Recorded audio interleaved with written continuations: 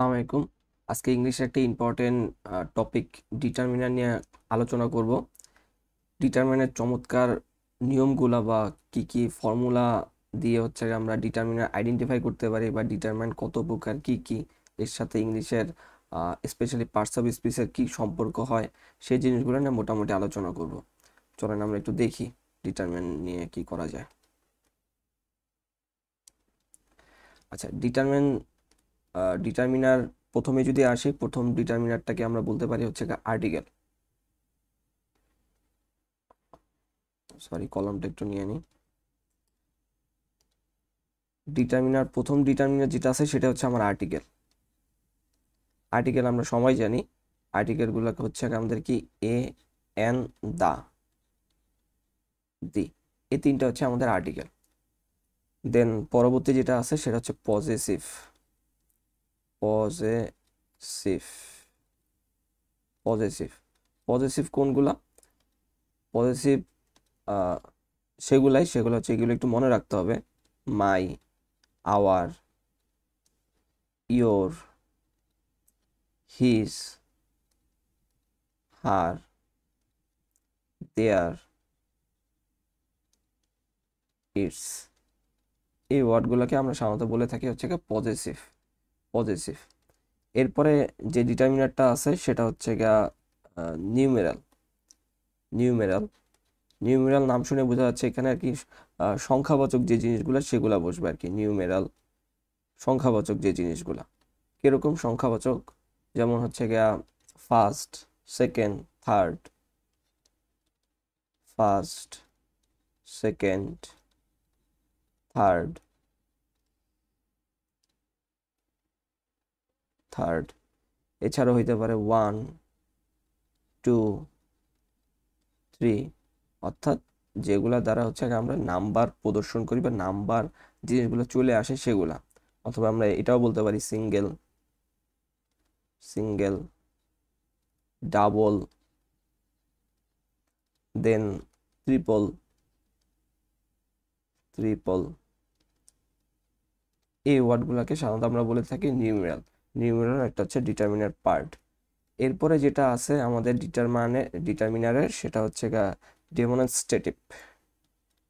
Demonstrative demonstrative demonstrative হচ্ছে সেই জিনিসগুলো যেটা দ্বারা হচ্ছে কোনো একটা বস্তুকে আমরা নির্দিষ্ট করে বুঝাই। যেরকম this, this book, that book, this, that, this, this, those, এই জিনিসগুলোকে আমরা বলে থাকি হচ্ছে ডেমনস্ট্রেটিভ। তারপরে ডেমনস্ট্রেটিভের পরে যেটা আছে সেটাকে আমরা বলে থাকি হচ্ছে quantifier. Quantifier sorry quantifier quantifier হচ্ছে এরকম জিনিসগুলো, যে জিনিসগুলো হচ্ছে পরিমাপ নির্দেশ করা হয়, পরিমাপ জিনিসগুলো চলে আসে। যেরকম হচ্ছে মেনি, আমরা সাধারণত বলে থাকি মেনি বুক, মেনি পেন, এই জিনিসগুলো মেনি, মোর, তারপরে আসে হচ্ছে লেস, ফিউ, মাচ, তারপর হচ্ছে লিটেল। অর্থাৎ যেগুলা দ্বারা হচ্ছে আমরা কোনো কিছু পরিমাপ করা বুঝি। Lot of, number of, number of. তো মোটামুটি এই পাঁচটা কাইন্ড অফ হচ্ছে আমাদের ডিটারমিনার। প্রথমটা হচ্ছে আর্টিকেল, তারপর হচ্ছে পজেসিভ, তারপর হচ্ছে নিউমেরাল, তারপর হচ্ছে ডেমনস্ট্রেটিভ, তারপর হচ্ছে কোয়ান্টিফায়ার। আচ্ছা, এখান থেকে একটা ইম্পর্টেন্ট জিনিস আসতে পারে, ডিটারমিনার সাধারণত কি হয়, কোন পার্টস অফ স্পিচ হয়? ডিটারমিনার সাধারণত কোন পার্টস অফ স্পিচ হয়? ডিটারমিনার সাধারণত হচ্ছে এক্সেকটিভ হয়। এক্সেকটিভ হয় ডিটারমিনার সাধারণত এক্সেকটিভ হয়। ডিটারমিনারের সাথে চমৎকার একটা পার্টস অফ স্পিচের একটা সম্পর্ক আছে। সম্পর্কটা কি সেটা যদি একটু দেখাই। ডিটারমিনার এর পরে যদি একটা ওয়ার্ড থাকে, ডিটারমিনারের পরে যদি একটা ওয়ার্ড থাকে সেই একটা ওয়ার্ডকে আমরা বলবো হচ্ছে নাউন। ডিটারমিনার পরে যদি একটা ওয়ার্ড থাকে সেটা অলওয়েজ নাউন হয়ে যাবে।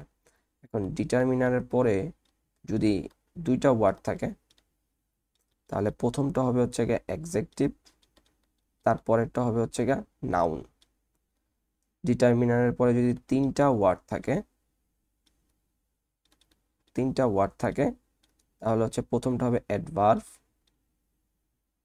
তারপরেরটা হবে হচ্ছে অ্যাডজেক্টিভ, তারপরেরটা হবে হচ্ছে গিয়ে নাউন।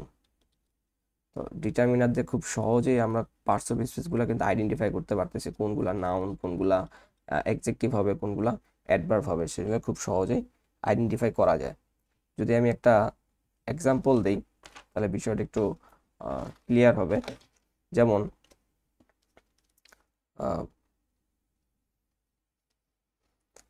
যেমন একটা এক্সাম্পল যদি দেই আপনাদেরকে, I have a pen. I have a pen. এখানে এই পেনটা কোন পার্টস অফ স্পিচ হবে? পেনটা কোন পার্টস অফ স্পিচ হবে? এখানে যে আমাদের এ আছে এটা কিন্তু হচ্ছে আমাদের একটা আর্টিকেল। আর্টিকেল কিন্তু একটা ডিটারমিনার ছিল। তো ডিটারমিনারের পরে মাত্র একটা ওয়ার্ড আছে, একটা ওয়ার্ড হচ্ছে কি পেন। তাহলে ডিটারমিনার পরে যদি একটা ওয়ার্ড হয় সেটাকে আমরা কি বলতে পারতেছি? সেটাকে আমরা বলতে পারতেছি হচ্ছে নাউন বলতে পারতেছি সেটাকে।